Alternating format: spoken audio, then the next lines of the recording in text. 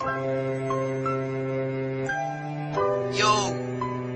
Yerek nga pala to. Featuring Don Maestro. Para sa lahat ng mga nanira at nainggit sa akro. Para sa inyo to. Listen.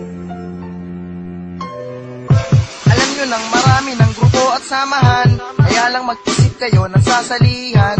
Kasi yung iba'y ginagawang laro lang, lalo na yung di pa husto ang gulang. Alam ko na sa amin marami nang nag-iisip na sumali sila kasi sila'y naiinggit. Pero ang grupo ko sa kanila'y pinagkait. Ang habol lang kasi nila'y tenan sa damit. Yung iba na gusto sa amin pang manira, dahil meron daw silang pangit na nakita. Nang tinanong ko kung ano ang nakita, yung pala sila ang nagkita-kita. Lagi na lang akro ang unahan, wapo kasi lahat ng aming bataan. Lahat ng grupo yata'y pinag-ibabawan, wala kayong sinabi sa palupitan. Pwede ka sa aming sumali, kahit ikaw ay overage. Kahit na mukhang halimang umanggi, pwede ka sa aming sumali. Pwede ka sa aming sumali. Pwede ka sa aming sumali. Pwede ka sa aming sumali. Pwede ka maging AAP. Ang grupo namin to sa inyo di nagpipiro, kasi lahat ng member dito ay matitino. At kung nagbabalak-balak kayo na huminto, sa pag-aaral di na namin yan tinuro. At ito pa ang isa naming pinatakaran, kailangan dapat lahat ng kababaihan. Kasi yung iba kaya lang di sumali, ang habol lang naman din nila ay babae.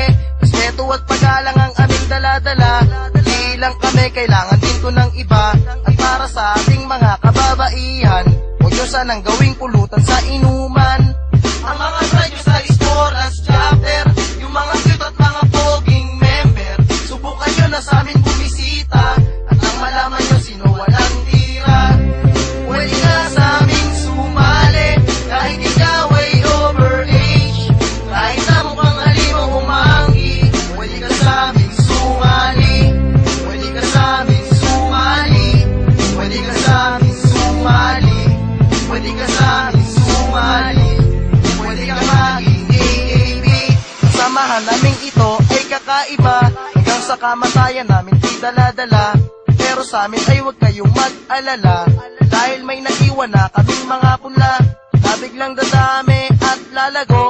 Alpaka paro muli nilang itatayo, kahit pa ang okra ay matuyo.